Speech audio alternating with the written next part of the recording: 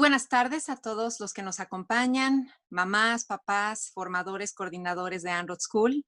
Muchas gracias, César, por estar con nosotros en este momento. Les voy a presentar al psicólogo César Enrique Ábalos Galicia. En En-ROAD School hemos tenido la oportunidad de trabajar con César varias ocasiones, dando conferencias a nuestros alumnos de primaria, secundaria y bachillerato, y también en algún momento contamos con su presencia apoyando en el departamento de psicología en En-ROAD School. Entonces, por supuesto que siempre es un placer volver a tenerlo presente en estos eventos.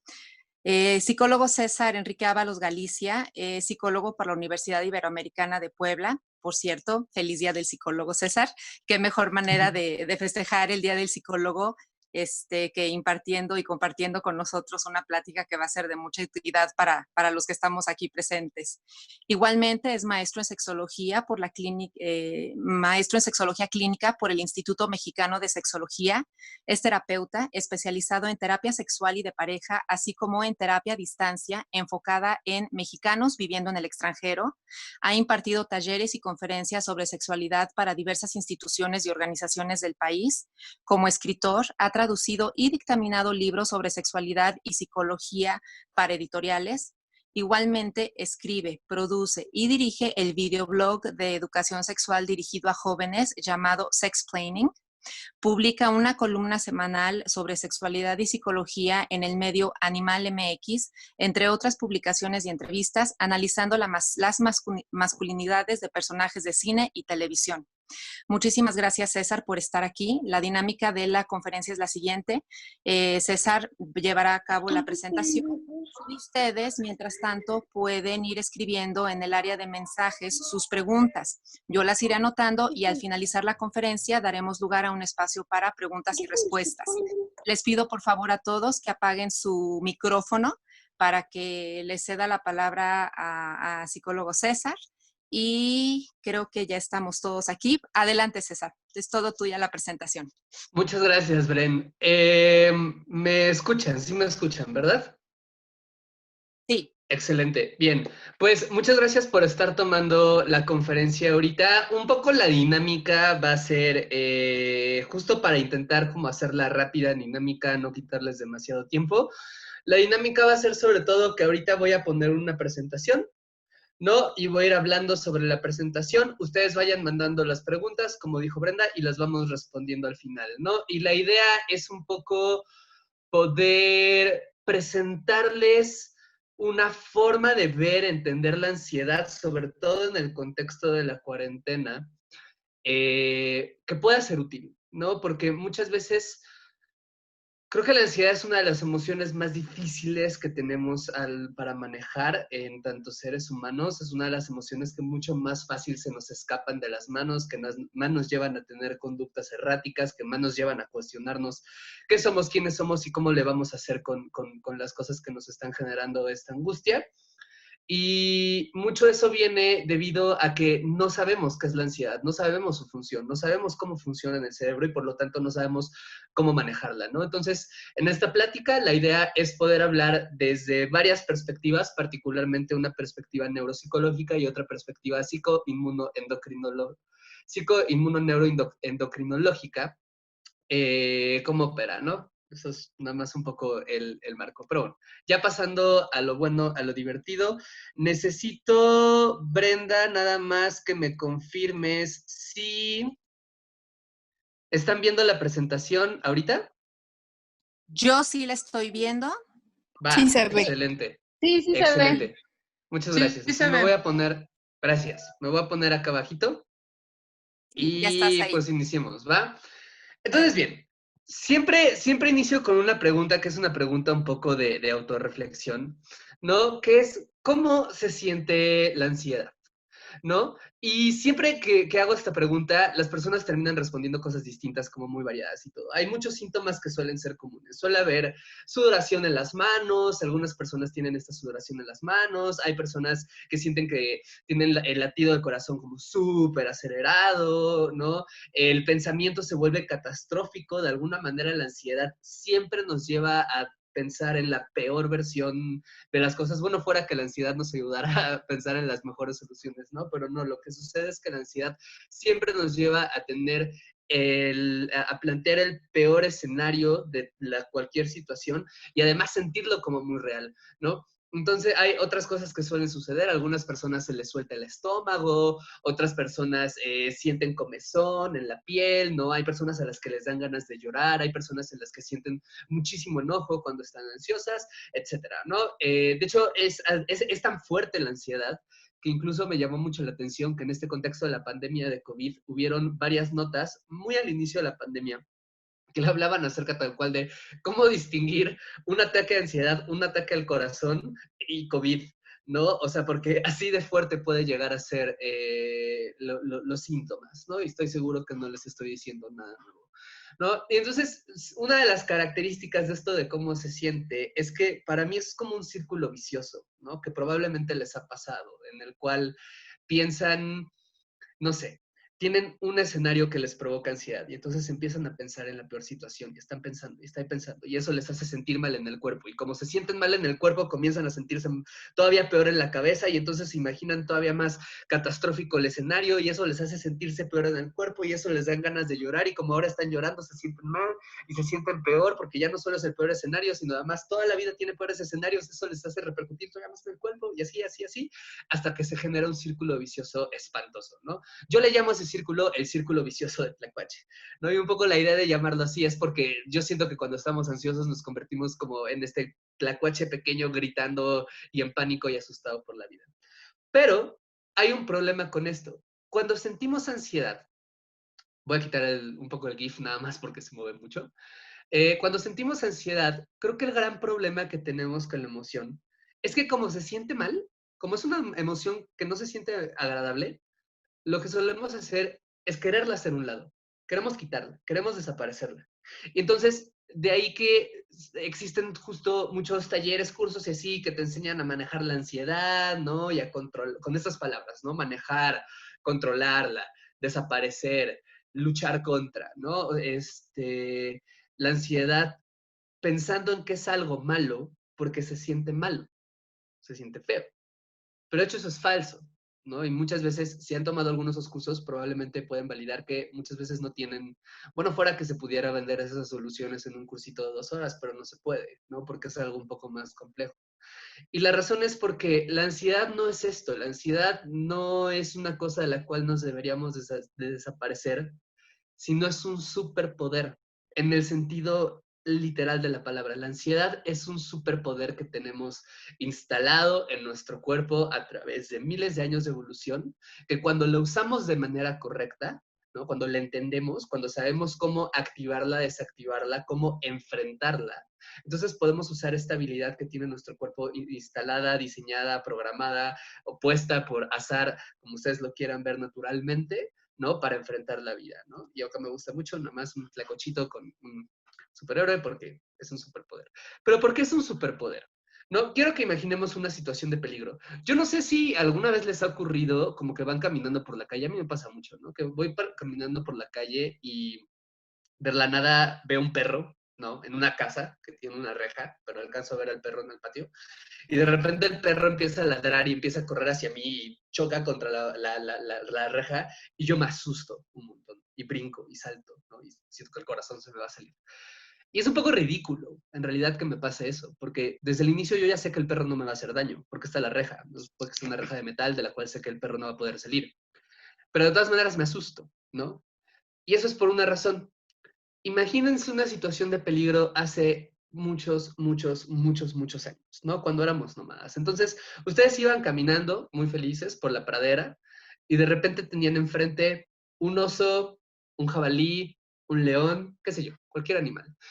Necesitaban en ese momento, o necesitábamos en ese momento, una acción del cuerpo que nos permitiera hacer frente a esta situación de peligro de manera rápida, ¿no? De manera efectiva y de manera en la cual todo nuestro cuerpo se pusiera en disposición para resolver la situación. Porque si tienes enfrente un jabalí, un león, un animal salvaje que te va a atacar, tienes que actuar rápido y tienes que actuar ocupando todos tus recursos para sobrevivir. Eso es lo que, esa reacción la conocemos como estrés. Es lo que hoy conocemos como estrés. ¿Qué sucede cuando nos estresamos? El cerebro detecta un peligro, una potencial amenaza, y libera en el cuerpo una serie de acciones que tienen como objetivo enfrentar esta situación, ¿no? Entonces, ¿qué sucede? Primero, el corazón comienza a latir muchísimo, ¿no? Y comienza a bombear sangre a distintas partes del cuerpo, como la bombea de manera natural. La sangre se deja de ir de la cabeza, se deja de ir del estómago y se deja ir de los genitales para comenzar a pasarse completamente hacia los brazos o las piernas, las extremidades, de modo que podamos luchar o podamos huir, ¿no? ¿En qué se traduce eso? Como la sangre se deja de ir a la cabeza, probablemente han estado, digo, ahorita no podemos levantar la mano o asientan, ¿no? Pero probablemente han estado en una situación en la cual se enojan mucho, por ejemplo, y dicen algo que en realidad no querían decir, o que después dicen como, no debí de haber dicho esto, ¿por qué dije esto? Solo actué impulsivamente. Casi todas las personas hemos estado en esa situación, o probablemente todas. Eso es por esto, ¿no? Ustedes se estresan porque detectan algo que es peligroso y el cuerpo reacciona, ¿no? Llevando la sangre hacia las extremidades y se deja ir a la cabeza y por lo tanto las funciones del pensamiento son difíciles de seguir manejando como resulta normalmente, ya actuamos un poco más por impulso, ¿no? Y es por eso que cuando estamos enojados podemos llegar a hacer cosas que puedan que puedan ser incómodas o de las que nos arrepintamos o puedan ser peligrosas, ¿no? La sangre más se deja de ir del estómago y se redirige a los brazos o a las piernas. ¿Qué sucede esto? Pues tiene que ver, yo no sé si han estado, si ustedes tienen problemas, probablemente quienes tengan muchos problemas de ansiedad acá, tengan también problemas de colitis o tengan problemas de gastritis o tengan problemas incluso ya en situaciones más graves de úlceras, ¿no? Esto se explica por justo como la ansiedad hace que la función gástrica se suspenda de alguna manera, ¿no? Se pueden generar todos estos problemas. En una de esas han estado en la situación en la cual tienen un proyecto de trabajo, ¿no? O igual lo ven con sus hijos, que tienen algún proyecto académico y están como súper concentrados en su proyecto académico o un proyecto de chamba o lo que sea, y tienen como mucho, mucho, mucho estrés y de repente por acá entregan el proyecto y por acá, pum, ataque de gastritis, pum, ataque de colitis, pum, una úlcera. Es por eso, ¿no? O sea, porque todo ese tiempo que estaban estresados, la sangre se dejó de ir al estómago, no estaba funcionando bien y se estaba yendo hacia las extremidades, ¿no? O pueden ser otras cuestiones como indigestiones, estreñimiento, etc. Y la sangre se deja ir también a los genitales, ¿no? Porque si han estado alguna vez en una situación en la cual vayan a tener sexo o algo así, pero por algún motivo su cuerpo no responda y no puedan lubricar o no puedan tener una erección, pues se debe también a eso, ¿no? Entonces eso es lo primero que sucede cuando tenemos estrés. Otra cosa que sucede cuando tenemos estrés es que se dispara la glucosa, ¿no? Y se dispara la glucosa un poco para permitir también todo este movimiento de sangre en el cuerpo y o sea, como todo lo que está sucediendo. Es por eso un poco la razón por la cual se recomienda a los diabéticos que no tengan emociones muy fuertes o no tengan sustos, ¿no? Otra cosa que sucede es que se suprime el sistema inmune, ¿no? Se suprime el sistema inmune porque el sistema inmunológico es una cuestión que requiere muchos recursos del cuerpo. Y de nuevo, tienen al jabalí enfrente, ¿no? Necesitan ocupar todos sus recursos para poder solucionar este problema. No necesitan en este momento su sistema inmunológico completamente activo, ¿no? Pueden distribuir la energía. ¿Cómo se traduce esto? No, pues probablemente lo vean, ¿no? Las personas que tienden a ser más ansiosas o que tienden a estar en mayor cantidad de estrés se suelen enfermar mucho, ¿no? De nuevo el ejemplo, ¿no? Después de proyectos de trabajo de mucho tiempo, ¿no? Después de proyectos académicos de mucho tiempo, no es raro que por acá entregues el proyecto y por acá te entre una infección, te entre una gripa, te entre un problema médico, que en ocasiones ya existía desde antes, ¿no? Pero hasta ese momento lo pudiste sentir, ¿no? Y hasta ese momento lo pudiste sentir por la siguiente cosa que hace el estrés, que es que dispara muchísima adrenalina, ¿no? Cuando estamos estresados o estresadas, nuestro cuerpo se llena de adrenalina, produce muchísima adrenalina. Y la adrenalina puede ser muy buena en situaciones de poco tiempo, ¿no? Porque te ayuda justo a que el corazón bombee sangre como más intensamente, a que los pulmones latan o palpiten, perdón, con mayor intensidad, ¿no? Y por lo tanto puedan oxigenar mejor o puedan oxigenar en grandes cantidades, dada la situación. Pero después de un rato de estar sosteniendo esa respuesta, ¿no? Pues el cuerpo en algún momento va a comenzar a fallar. Y eso es lo que sucede con nosotros ahorita. Nuestra respuesta de estrés, nuestra respuesta de ansiedad, está diseñada para enfrentar situaciones que hoy en día ya no son a las que nos exponemos, ¿no? Nosotros ya no tenemos enfrente a jabalís que nos quieren asesinar, ¿no? O nos podrían asesinar.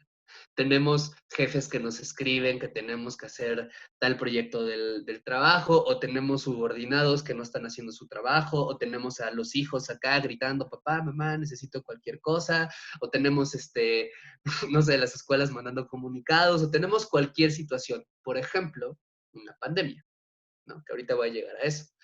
Como estas no son situaciones que podemos resolver inmediatamente, porque en el pasado si tenías al jabalí enfrente, una de dos, o matabas al jabalí, o el jabalí te mataba, o lograbas escapar, pero en cualquiera de las tres situaciones, en 1 o 2 horas ya estaba resuelto el problema, ¿no? O sea, como no ibas a estar peleando contra un jabalí días, ¿no? O sea, muy rápido ibas a saber si vivías o no. Y es por eso que esta cuestión del estrés es tan intensa, porque está diseñada para que el cuerpo humano pueda resistirlo sin mayor problema, mayor complicación, 2 horas, ¿no? Tú tenías esta respuesta de estrés, peleabas contra el jabalí, lo matabas y ya, podías descansar. O huías y ya no lo veías alrededor y podías descansar. Eso se conoce como conducta consumatoria, ¿va? La conducta que ayuda a tu cuerpo a decirle como ya no hay situación de peligro, por ejemplo, matar al jabalí o huir de él, ¿no? Eso es una conducta consumatoria. Y ayuda a que tu cuerpo sienta, ya no hay peligro, ¿no? Y entonces ya puedo relajarme. El problema es que las situaciones que hoy nos generan ansiedad es muy difícil que sintamos conducta consumatoria. Porque ¿cómo podemos sentir conducta consumatoria ante una pandemia, por ejemplo? ¿No? ¿Cómo podemos sentir conducta consumatoria ante un problema de aprendizaje de nuestros hijos?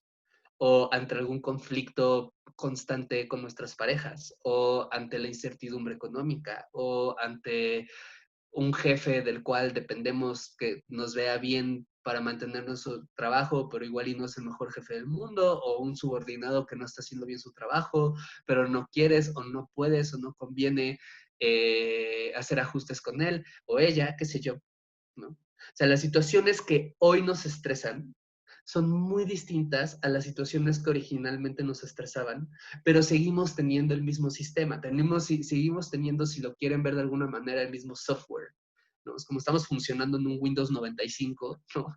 Y los programas que requiere la sociedad ahora ya sí son súper avanzados, ¿no? Entonces, ese es el gran problema, ese es el gran tema por el cual es muy difícil utilizar estos superpoderes a nuestro favor, porque en ese momento funcionan, en ese momento tú puedes correr. O sea, cuando estás ansioso, tú corres más rápido, tú luchas más fuerte, tú brincas más alto, tú tomas decisiones más rápido que nunca, ¿no?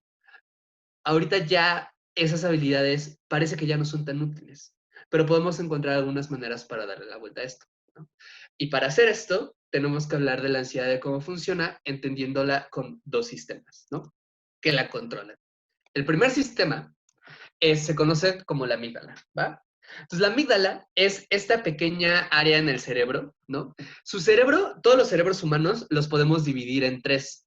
Esto se conoce, toda esta parte se conoce como cerebro reptiliano, ¿va? El cerebro reptiliano está encargado de nuestras funciones más básicas.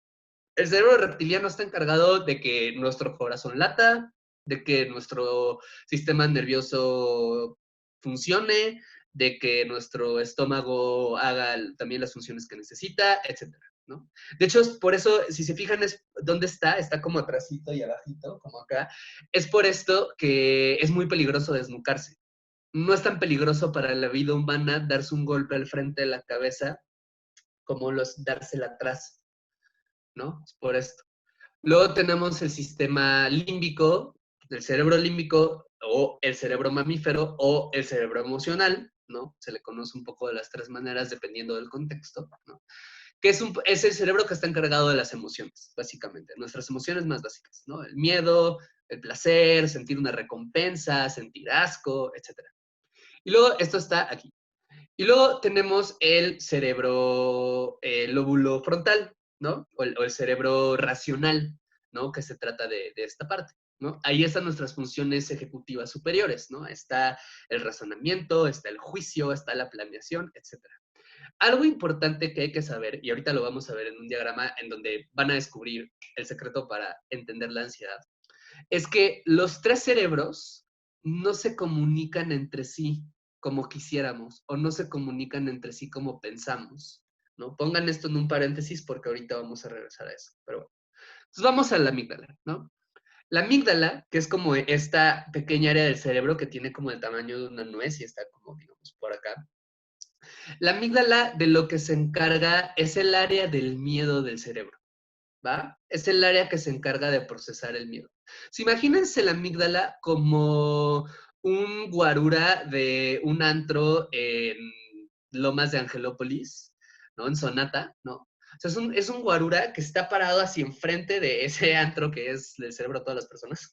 Y está todo el tiempo observando a la gente y diciendo, tú sí entras, tú no entras, tú sí entras, tú no entras, tú no entras, tú por supuesto que no entras, tú podrías entrar, etcétera, ¿no? O sea, y es un guarura extremadamente paranoico, ¿no? Es un guarura porque está encargado de la seguridad del lugar.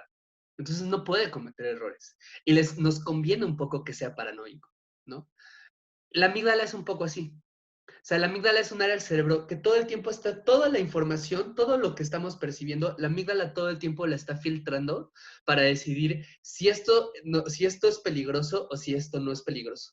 Cuando no es peligroso no pasa nada, pero cuando es peligroso, cuando detecta el mínimo peligro, la amígdala se va a encargar de disparar la respuesta de estrés o va a tener que ver con disparar la respuesta de estrés, ¿no? En el cuerpo. La amígdala todo el tiempo está activa viendo, debo no disparar la respuesta de estrés y es muy fácil que la dispare, porque de nuevo su función es proteger, su función no es dialogar, ¿no? Un poco como el gorura del antro, si alguien llega y le dice tú no entras y la persona se pone, pero oye, no sé qué, pero a ver, intentar convencerlo de que lo deje entrar, ¿no? El trabajo del gorura no es convencerse de los buenos sentimientos de esta persona, ¿no? Es decir, tú no entras porque te percibí peligroso, ¿no? La amígdala funciona así también, ¿no? O sea, la amígdala no dialoga. Para la amígdala es o no es. Y la amígdala tiene otra característica, ¿no? Bueno, tiene dos características que vamos a mencionar. Una de ellas es que cuando se estimula mucho se inflama, ¿no?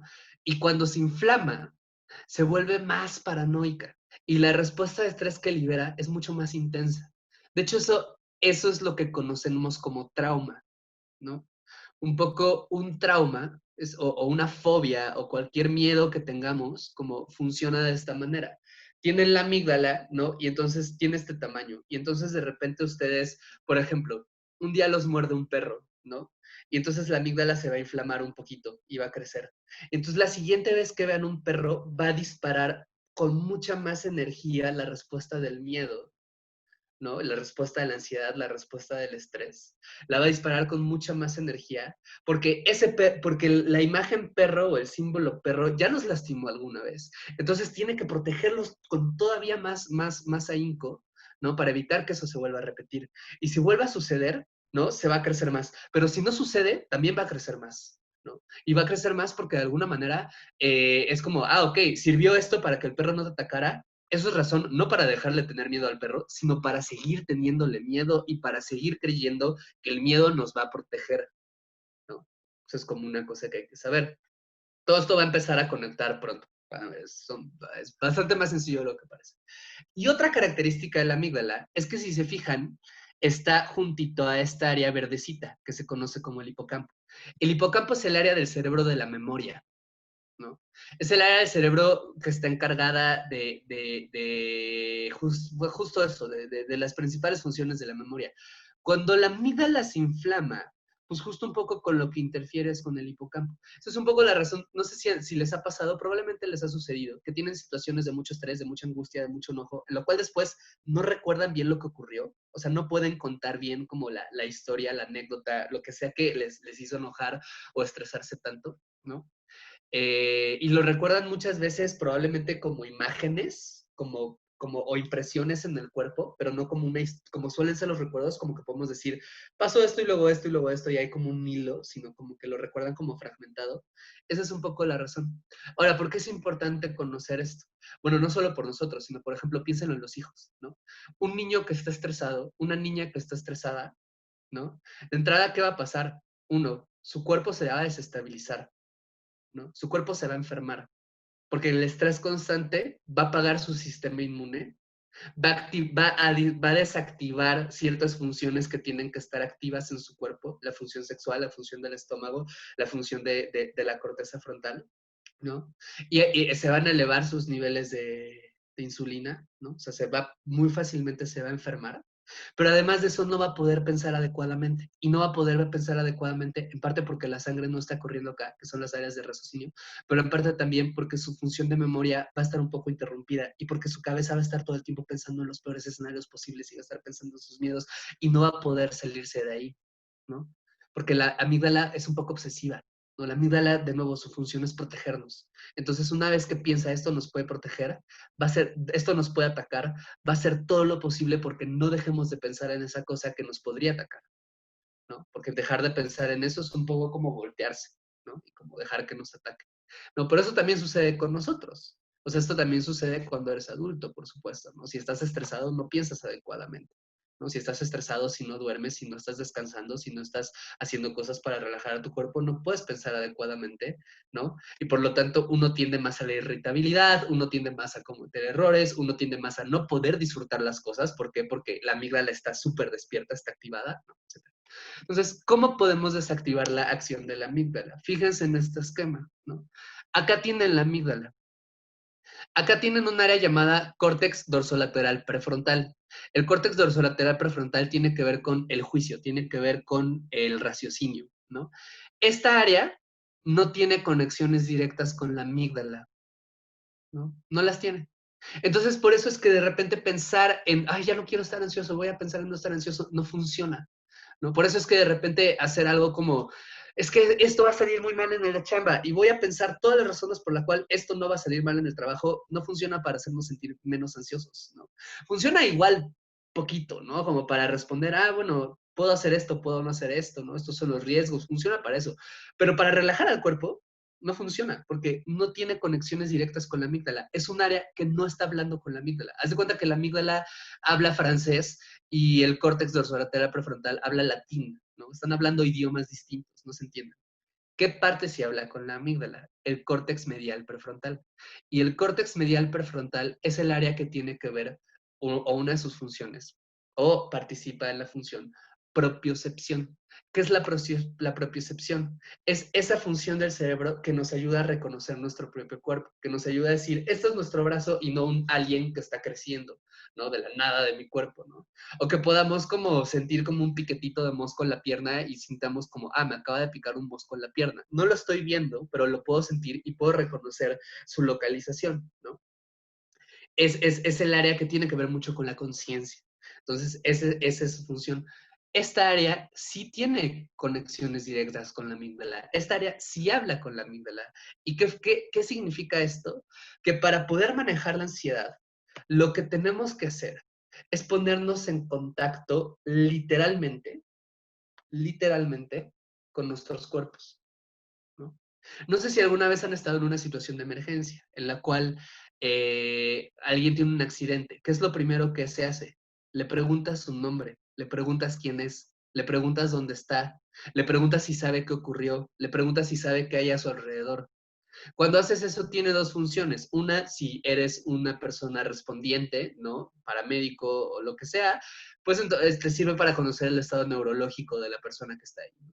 Pero además de eso, sacas a la persona del trance, ¿no? Es como esta imagen cliché de la persona que se está muriendo y le estás hablando, César, César, César, y escuchar su nombre le hace regresar, ¿no? A la conciencia. Es por eso, porque cuando escuchan su nombre, lo que hacen es que activan funciones cerebrales que dialogan con la amígdala y le ayudan a decir, todo está bien, todo está tranquilo, ¿no? Entonces, ¿cuál va a ser una primera estrategia para poder manejar la ansiedad? Es tan sencillo como respirar. Porque cuando ustedes respiran, y no solo respirar, yo sé que este es el cliché, pero cuando ustedes respiran y ponen atención en su respiración, lo que están haciendo es que provocan que esta área hable con la amígdala y le diga, todo está bien, ¿no? Respiran, ¿no? Y piensan en cómo se siente el aire cuando entra, cómo se siente cuando sale, ¿no? Y pueden tocar un poco su cuerpo y decir, intentar concentrarse en, ah, mira, este es mi brazo, así se siente mi brazo, ¿no? Así se siente mi hombro, así se siente mi rostro, ¿no? Y abro los ojos y veo mi cuarto y digo, ahí están mis libros, ahí están mis cuadros, aquí está mi closet, ahí está mi cama, ¿no? Hacer eso va a decirle a la amígdala, todo está bien, hay control. Le tienen que dar a la amígdala la sensación de control, no hablarle de control, darle la sensación de control. Imagínense un bebé, ¿no? Un niño pequeño que está asustado. Si está asustado, no le dices al niño, oye, todo está bien y te vas. No lo va a entender. Y no porque no hable español, digamos, si habla español, pero no lo va a entender. Lo que tienen que hacer es sostener al niño, tocar al niño, ¿no? Ayudarle a sentir control en su cuerpo al niño. Y en ese momento es cuando el niño se tranquiliza. Nosotros seguimos haciendo eso. Entonces, primera estrategia, hablar, que el córtex medial prefrontal hable con la amígdala. ¿Y cómo vamos a hacer eso? Respirando y concentrándonos en qué se siente, cómo se siente nuestro cuerpo y tocándolo, reconociéndolo. Eso va a ayudar. Yo sé que suena quizás muy simple, quizás muy cliché, pero es lo mejor que podemos hacer.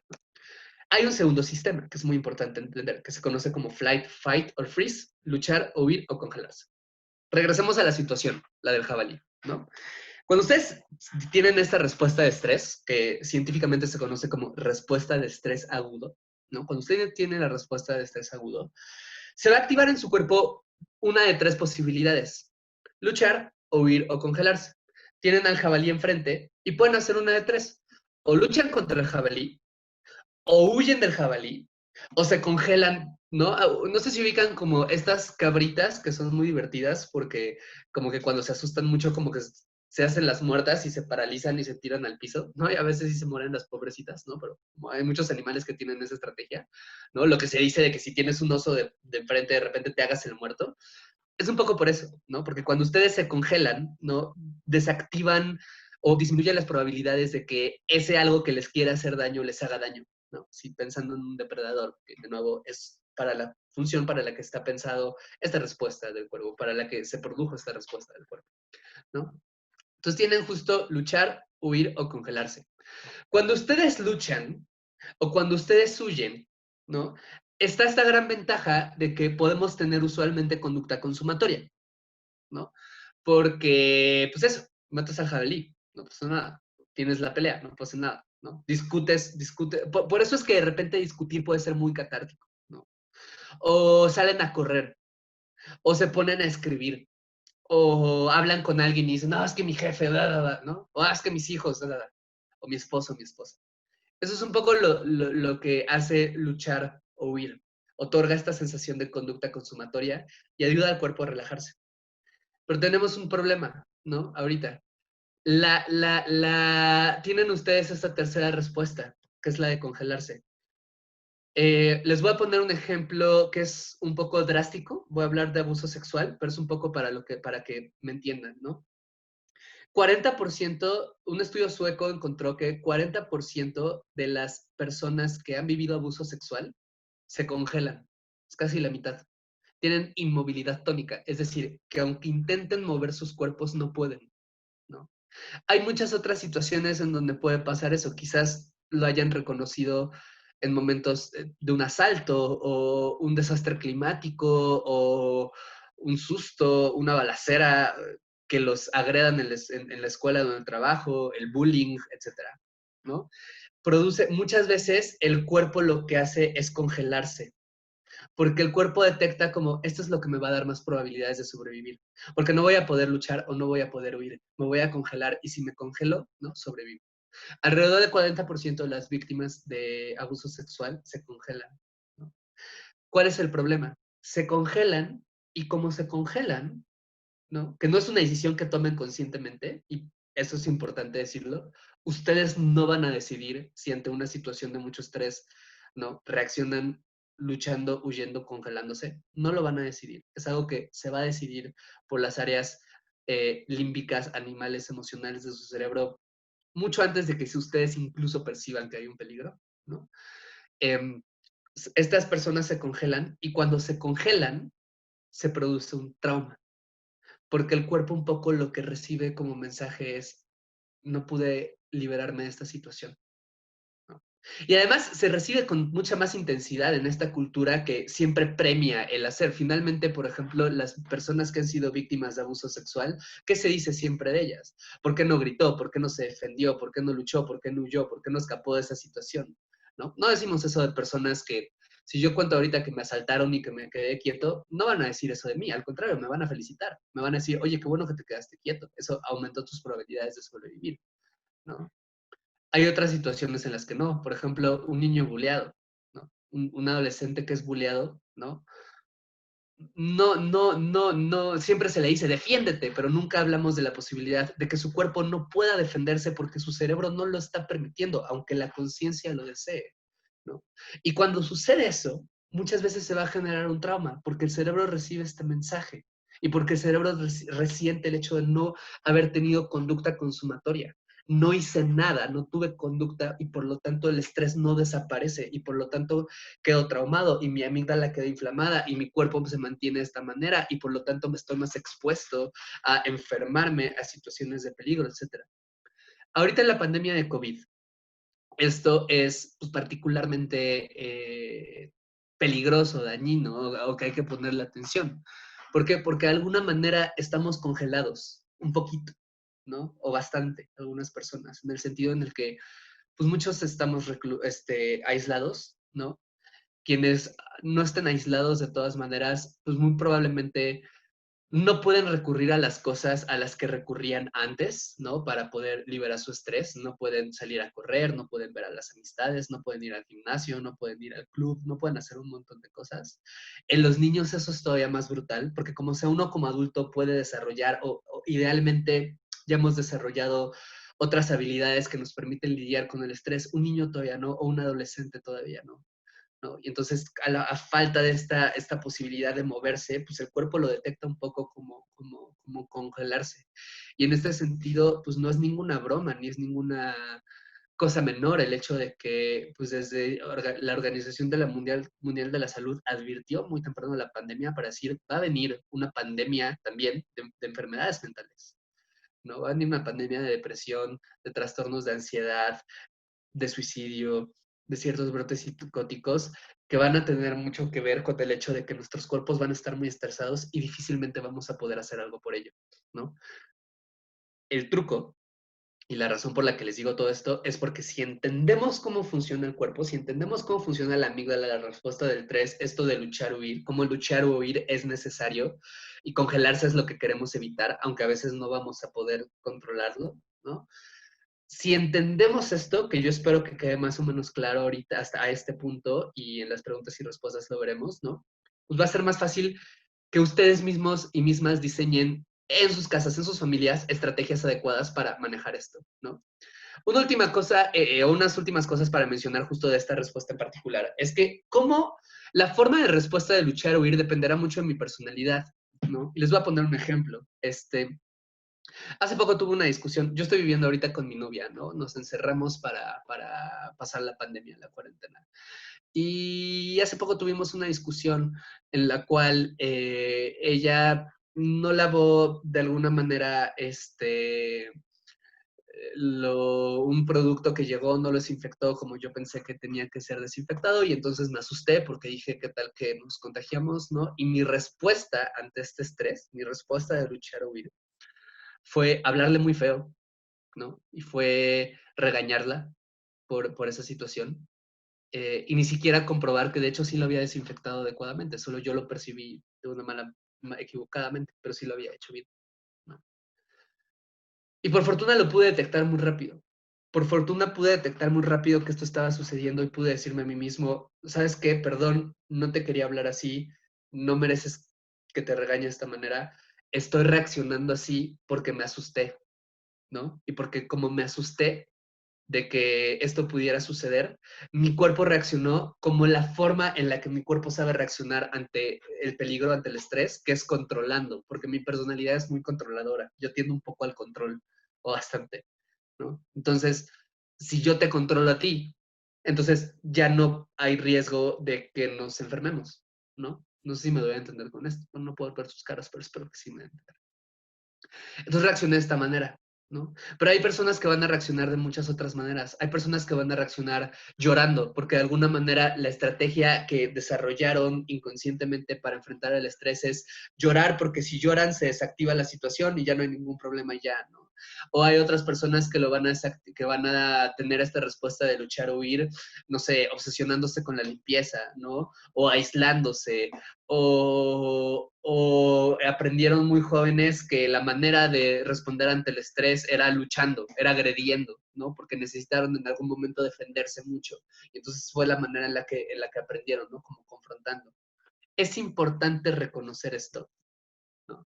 Es importante preguntarse, ¿cuál es mi manera muy particular de respuesta o mis maneras muy particulares de respuesta para poder pelear inteligentemente, como dice una psicóloga Esther Perel? ¿A qué me refiero? ¿No? Es como en esta situación probablemente les ha pasado, que ya están hartos o hartas de sus parejas, de sus hijos, de ustedes mismos o ustedes mismas, ¿no? Y muchas veces lo que hacemos es que discutimos por las cosas que no tendríamos que estar discutiendo. Por ejemplo, si yo ahorita me hubiera clavado con mi novia para decirle, es que me enojo porque tú estás haciendo malas cosas y las tienes que hacer bien. Y ella me dice, pero es que las hice bien, ¿no? O cuál es el problema de que haga mal esto, ¿no? No sé, ¿no? Nos enojamos mucho, por ejemplo, mi mamá se enojaba mucho conmigo cuando dejaba mi cuarto desordenado, ¿no? Le provocaba mucho estrés. Y yo no entendía por qué, ¿no? Yo no entendía, era como, es mi cuarto, ¿por qué te estresas de que mi cuarto esté desordenado? Tú no entras, tú no pasas, tú no vives ahí, es mi cuarto, ¿no? Y sus argumentos de por qué es mi casa, pues nunca me convencieron, ¿no? Otra cosa hubiera sido si hubiéramos discutido lo que se estaba discutiendo realmente, que era el hecho de que cuando ella veía mi cuarto desordenado, ¿no? El desorden le hacía sentir falta de control.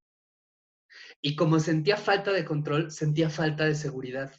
Y como sentía falta de seguridad, se estresaba. Y como se estresaba, su manera en la que ella había aprendido no a enfrentar el estrés era controlando y por lo tanto era regañándome para, que es un poco lo mismo, ¿no? Y yo pude desactivar esta pelea con mi novia reconociendo esto y diciéndole, ¿sabes qué? Esto es lo que está ocurriendo. En realidad no estoy peleando contigo porque desinfectaste mal esto.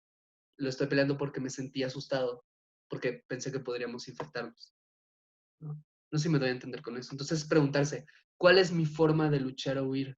¿Cuál es la forma de luchar o huir de las personas con las que habito? Hablar de esto, ¿no? Y así podemos saber, tú te estás enojando o estás reaccionando de tal manera por esta razón, o yo lo estoy haciendo por esta razón. Vamos a discutir realmente lo que está sucediendo y no quedarnos en la superficie, ¿no? Y todo esto, ¿no? Es movido por un principio regulador, ¿no? Que se conoce como el principio detector de humo, ¿no? Imagínense un detector de humo, ¿no? Ustedes quieren, no lean esta definición, ¿no? La voy a explicar mejor un poco más rápido. Ustedes quieren que el detector de humo, si un día llegan y se echan un cigarro en su casa, por accidente no abrieron la ventana o algo así, y el detector de humo se activa y cae y les inunda toda la cocina, es molesto, sí, pero se lo van a perdonar. Y se lo van a perdonar porque es mejor que reaccione por muy poquito a que no reaccione cuando tenga que reaccionar, ¿no? O sea, es mejor que tantito humito que salió de la olla express active el detector de humo, a que un día haya un incendio y el detector de humo sea tan poco sensible que no se active, ¿no? Así funcionan muchas emociones y, para el caso, muchas respuestas emocionales del cuerpo, ¿no? Como la fiebre, el dolor, la náusea, la diarrea. O sea, son situaciones, reacciones fisiológicas que no siempre corresponden a lo que debería suceder, un poco como si dan vueltas, ¿no? Sobre sí mismos, como un niño que juega en uno de estos juegos en los que les da vuelta y cae y vomita, ¿no? Vomita porque el movimiento, ¿no? Produce que su cuerpo crea que está siendo infectado por algo, ¿no? Que hay un agente tóxico en su cuerpo y que por lo tanto hay que vomitar para sacar este agente tóxico y que no haga más daño al cuerpo, ¿no? Es una acción desmesurada para solo el acto de dar ciertas vueltas alrededor de uno mismo, ¿no? Pero el cuerpo la tiene para protegernos, porque dice, mejor hacemos esto, mejor hacemos mucha defensa a tener muy poca y que algo suceda. La ansiedad o el estrés funciona así, y esta es la razón por la cual los pensamientos ansiosos suelen ser tan catastróficos. Los pensamientos ansiosos siempre nos van a llevar al peor escenario, ¿no? Siempre nos van a imaginar la peor de las consecuencias. Esto tiene una razón. El cuerpo se beneficia de imaginar el peor escenario porque nos ayuda a prevenirlo. Y entonces es un error cuando tenemos estos pensamientos y decimos, ay, no, solo son un pensamiento ansioso, no le voy a hacer caso, ¿no? O ciertas corrientes de la psicología lo conocen como distorsiones cognitivas, ¿no? Como pensando en, esto es pensamiento malo, pensamiento distorsionado, pero no lo es. De nuevo, es un superpoder. Es su cuerpo poniéndose los lentes de la ansiedad para ver cómo se ve el mundo con eso y pensar en cuál es el peor escenario posible. No hay que comprarnos ese peor escenario. No hay tampoco que desecharlo. Hay que escucharlo. Hay que cuando estemos ansiosos, ¿no? No decir, ya no quiero pensar en esto, sino decir, ok, voy a pensar en esto.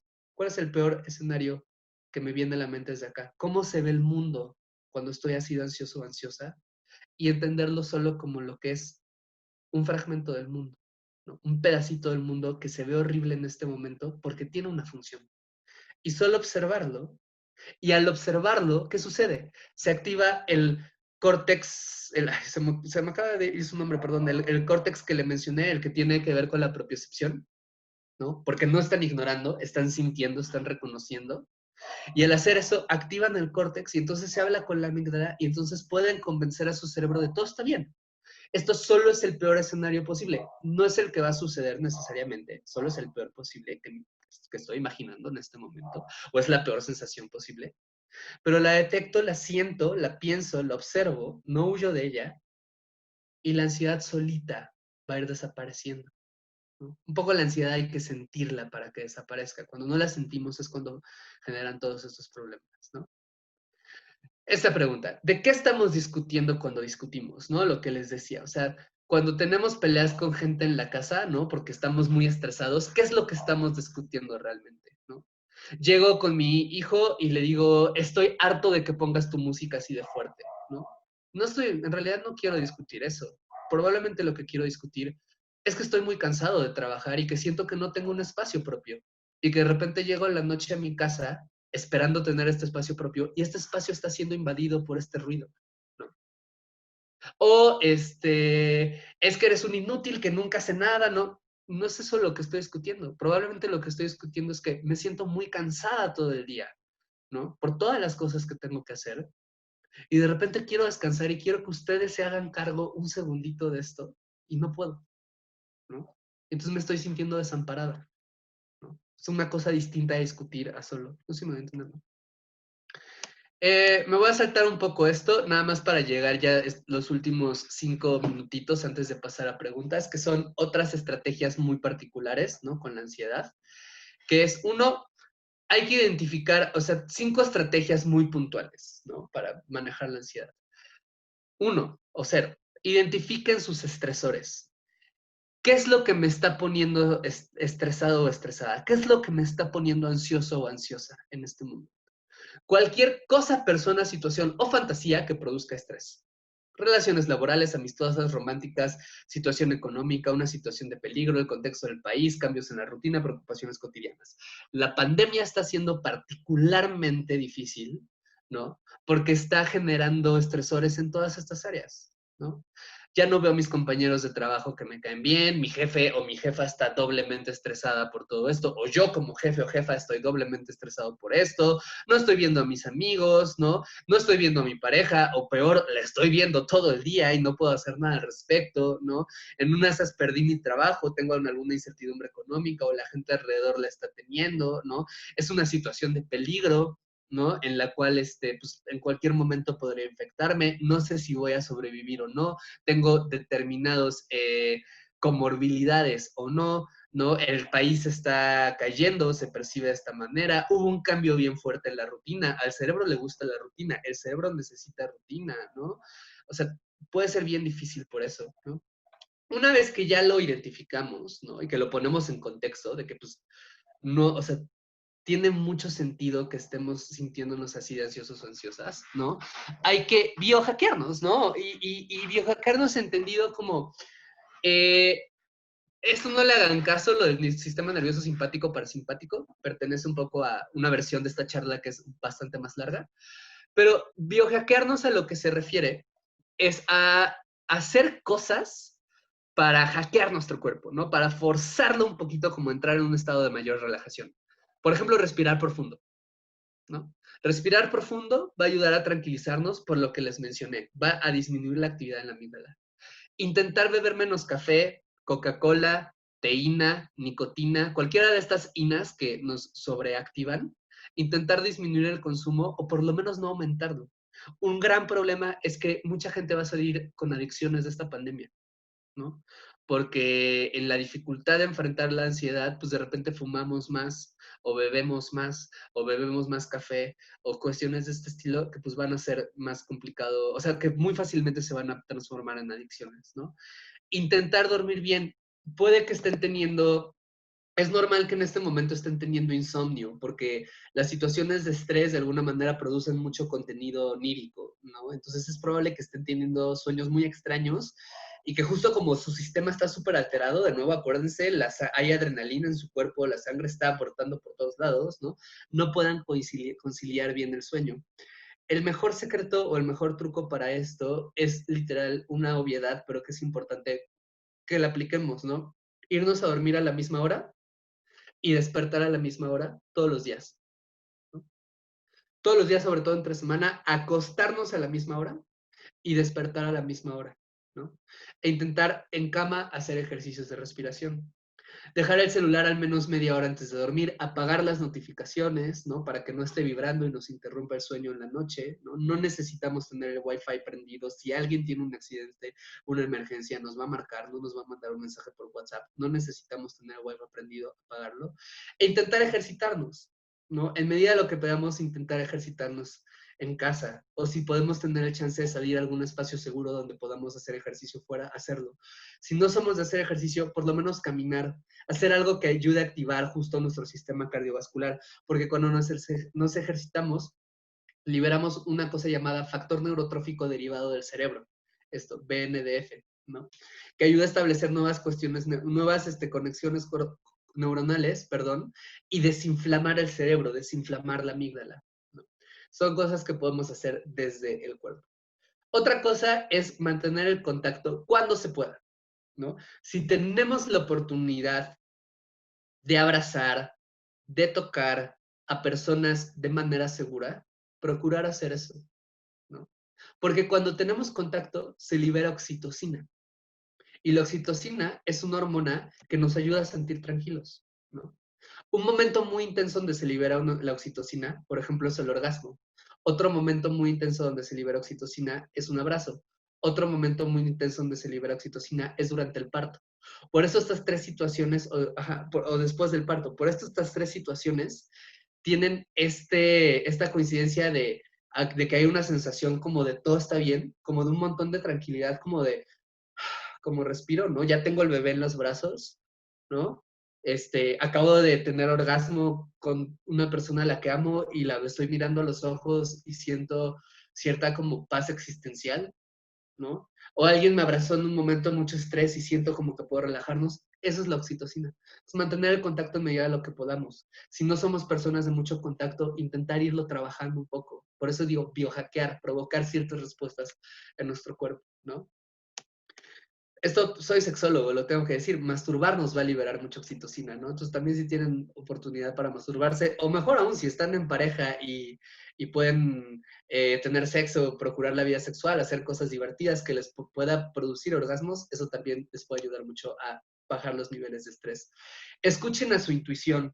Probablemente han estado en situaciones en las cuales, todos hemos estado en una situación en la cual sentimos como una voz que nos decía, ¿no? Y le hicimos caso y después agradecimos haberle hecho caso a esa voz, ¿no? Qué bueno que no tomé ese trabajo, que no firmé tal contrato, que no le hablé a tal persona, que no establecí tal relación, ¿no? No sé por qué, pero algo me lo dijo.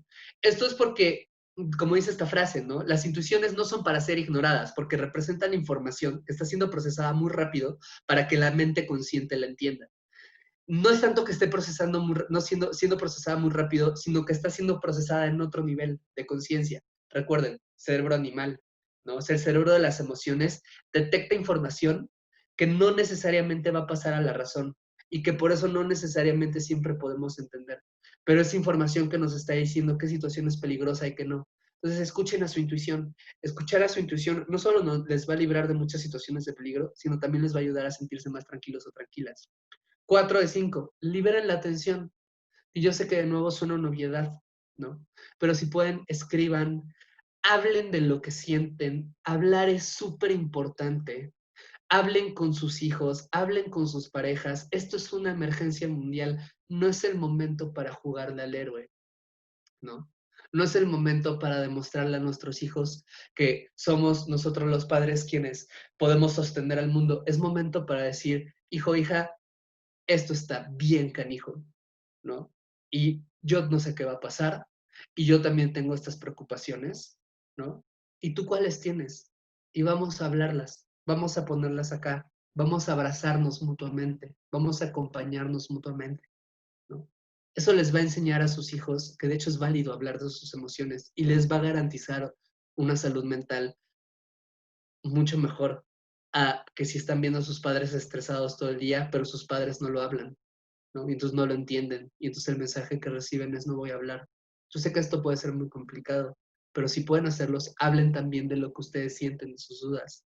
Y para el caso también, como este tampoco es momento de saturar a sus hijos o hijas de actividades, ¿no? Porque vean todo lo que le está pasando al cuerpo. El cuerpo no funciona como funciona normalmente.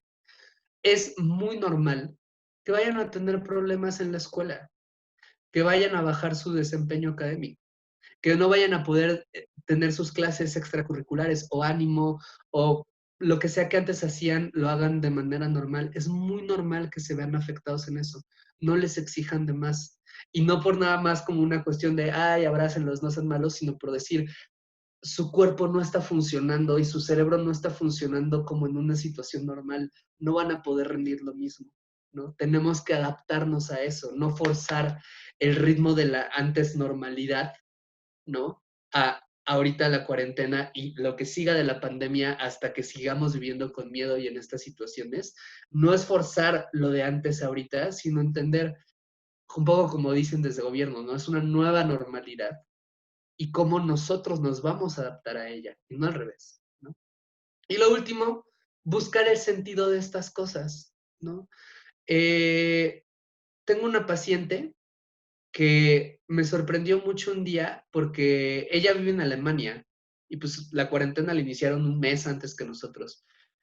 Y ella llegó un día y me dijo, César, odio mi vida. Y yo, ¿cómo? Me dice, sí, me acabo de dar cuenta que odio mi trabajo, odio el lugar donde vivo, odio los amigos que tengo, odio la roomie que tengo, odio todo, ¿no? Y no lo había podido ver hasta que estuve en esta situación de encierro, ¿no?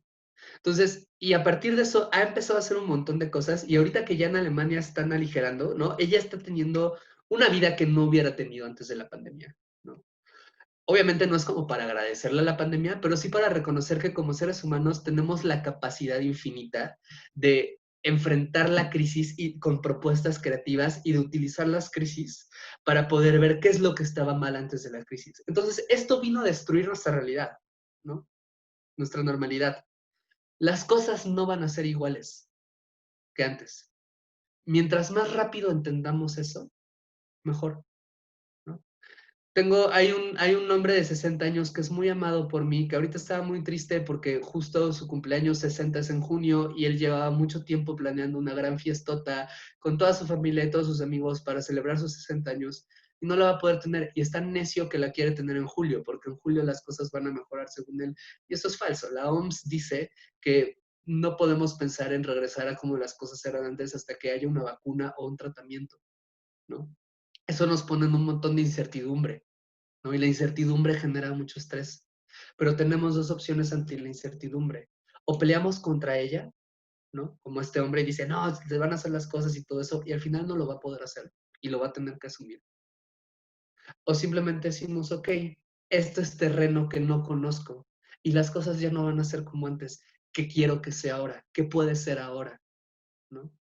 Eso, decía, cierro con una última frase, Víctor Frank, un psiquiatra que vivió en Viena, que lo tenía todo, dirigía un hospital psiquiátrico, tenía una esposa a la que amaba, estaba escribiendo la gran obra de la psiquiatría del siglo XX, ¿no? Que iba a cambiar todo lo que conocíamos, lo tenía todo y de repente llegan los nazis, lo capturan, lo mandan a 2 campos de concentración, Auschwitz y el otro que fue el peor campo de concentración, que se me acaba de olvidar el nombre, empieza con D. Matan a su esposa, destruyen su obra, le quitan su trabajo y pasa 5 años encerrado. Y cuando sale, se hace una pregunta, que es, ¿por qué no me maté? Vi a mucha gente morir, vi a mucha gente suicidarse, vi a mucha gente dejarse morir. ¿Por qué yo no fui? Entonces, sí comenzó a hacer un gran trabajo alrededor del sentido en un libro que se llama El hombre en busca de sentido, se los recomiendo mucho si no lo han leído, El hombre en busca de sentido de Víctor Frank. Y en este libro él explora una idea que así de sencilla es también muy poderosa. A todas las personas nos pueden quitar todo, menos la más grande de nuestras libertades, que es la libertad de elegir la actitud con la que vamos a enfrentar la vida. Entonces sí, esta cuarentena nos está poniendo en una situación tremendamente dramática con nuestras familias, con nuestro trabajo, con nuestra salud y con nuestras expectativas de lo que iba a ser este año en general. Mientras más rápido hagamos el trabajo de decir, acepto esto que es, ¿no? Y respiramos y nos sentimos y nos reconocemos y decimos, acepto esto que es, ¿qué puede ser? Voy a aceptar la realidad en sus propios términos y voy a intentar proponer en esos términos, elegir la actitud con la que lo voy a enfrentar, más fácil va a ser todo y más fácil vamos a poder enfrentar esta pandemia. Y bueno, voy a dejar de compartir la pantalla. Eso es toda la presentación, ¿no? Eh, entonces, bueno, Brenda, no sé si me quieras hacer las preguntas. No sé si hayan Sí, muchas, pocas. hay un par de comentarios y 3 preguntas, pero Ok. uno de los comentarios es que en esas 2 diapositivas que te brincaste, ¿hay alguna información importante que los papás necesiten saber? Uno de los comentarios es que gracias a la explicación que has dado, les queda claro cómo es este proceso de ansiedad, de estrés, de reacción, de conocernos a nosotros mismos. Entonces sí queda esta preocupación de que a lo mejor en esas 2 diapositivas había algo que igualmente pudiera brindar información a nuestros papás. Ujú, En ujú. cuanto al tiempo, bueno, nosotros tenemos tiempo, no sé tú cómo andes de tiempo, pero nada más es esa preocupación. Les voy a poner porque sí es importante, digamos, no, es una que me podía saltar, pero es importante, entonces si la quieren ver, se las pongo porque les puede ayudar mucho. La ansiedad tiene una característica, que es que después de un rato, ¿no? Después de un rato nos acostumbramos a ella, ¿no? O sea, de repente usted, no sé, no saben cuántas personas he conocido que dicen como, yo no estoy ansioso, o sea, sí estoy bebiendo 4 tazas de café al día y solo duermo 4 horas y trabajo 16, ¿no? Y tengo semanas sin ver a mis amigos, ni a mi pareja, ni nada, pero yo estoy muy bien, yo estoy muy bien, yo estoy muy bien. Y pues claramente no están bien, ¿no? Claramente están en este proceso. Es muy fácil que ignoremos el estrés en el cuerpo, es muy fácil que muy rápidamente lo dejemos de considerar. Y cuando sucede eso, dejamos de escuchar al cuerpo y dejamos de escuchar las señales que nos está dando todo el tiempo nuestro cuerpo para decirnos, tienes que relajarte, tienes que descansar, etc. Entonces vamos a hablar de algunas de estas señales, ¿no? Yo les recomiendo que o le tomen foto a la pantalla ahorita con la diapositiva que les voy a poner o la noten, ¿no? Pero a ver, sí, ya está. Sí están viendo la pantalla, ¿verdad, Miss B? Excelente. Entonces, ante alto estrés, ¿cuáles son los cambios que se ven en el cuerpo? Hay cambios en el patrón de sueño. Duermo mucho más de lo normal o duermo muy poco. Y sobre todo tengo muchas pesadillas, ¿no? Esa es una señal que tiene el cuerpo de avisarnos. Hay cansancio constante, ¿no? Aunque duermo mis 8 horas al día, me siento muy cansado. Hay motivación baja. Todo esto no va a aparecer necesariamente en todas las personas. Todas las personas vamos a reaccionar distinto, pero son las cuestiones más comunes. Hay motivación baja. ¿Qué se traduce eso? ¿No? Pues no, las cosas que antes me alegraban, las cosas que antes me ilusionaban, ya no me dan ilusión. Hay cambios repentinos en el humor, sobre todo irritación, ¿no? Como que de repente ya no me siento alegre y además me siento que me enojo por cualquier cosa. hay tristeza constante, hay pensamientos obsesivos sobre experiencias negativas, ¿no? Esto puede ser todo el tiempo estar clavado con alguna fantasía catastrófica o clavado, clavada con algún error que cometimos, incluso si sucedió hace muchísimos, muchísimos años, ¿no? Y no puedes soltarlo, no puedes soltarlo, no puedes soltarlo. Hay cambios en la alimentación. O como mucho o como muy poco. O tengo demasiado apetito y entonces me puedo tragar una pizza entero yo solo, ¿no? O estoy comiendo nada, ¿no? Y de repente ya no desayuno o ya no ceno o como muy poquito, ¿no? Etcétera. Sobre todo cuando estamos estresados, eh, el cuerpo dispara una respuesta en la cual necesita o pide, no necesita, pide contenido, alto contenido calórico y mucho azúcar. Eso tiene que ver con las áreas de respuesta de placer del cerebro, ¿no? La basura, la comida chatarra, lo que hace es que dispara dopamina en el cerebro, ¿no? Y eso produce que sobre todo queramos como, porque nadie quiere comer ensalada por ansiedad, ¿saben? O sea, siempre quieren comer chocolates o papitas o cosas así, esa es la razón. Hay bajo deseo sexual, ¿no? El estrés también se manifiesta de esa manera y se manifiesta también con la inhibición de la erección de la lubricación, o puede ser una de las cosas en las que se traduzca. Mucho estrés también puede llevar a consumo de sustancias para evasión emocional, ¿no? O sea, estoy bebiendo, obviamente una chela, una copa de vino, un cigarrito de vez en cuando, pues no hay ningún problema, ¿no? Pero de repente puede haber un consumo de sustancia muy elevado, ¿no? En el cual el objetivo no es me tomo una chelita y me tranquilizo poquito una vez a la semana, ¿no? Me echo un cigarrito hoy como lo disfruto y ya, si no es necesito fumar el cigarro porque si no, no voy a estar tranquilo, o necesito tomarme esta chela porque si no, no duermo, o porque es la única manera a la que mi cuerpo reacciona para tranquilizarme, ¿no? Esa es otra señal.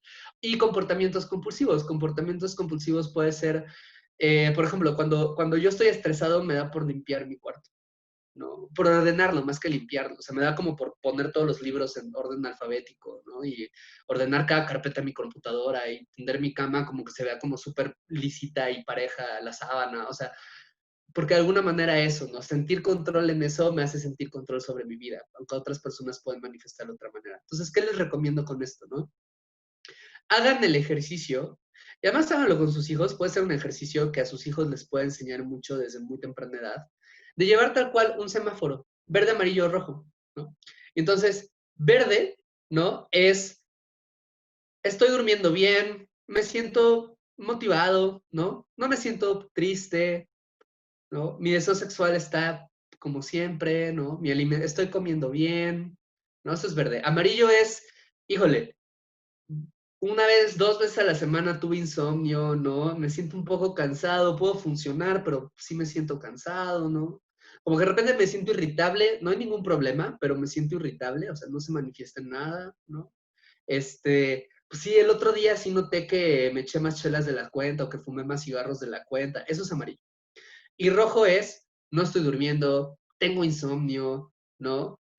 Todo el tiempo estoy triste, todo el tiempo me siento irritable, me siento menos motivado que hace un par de semanas o hace unos meses, ¿no? Lleven este sistema de semáforo.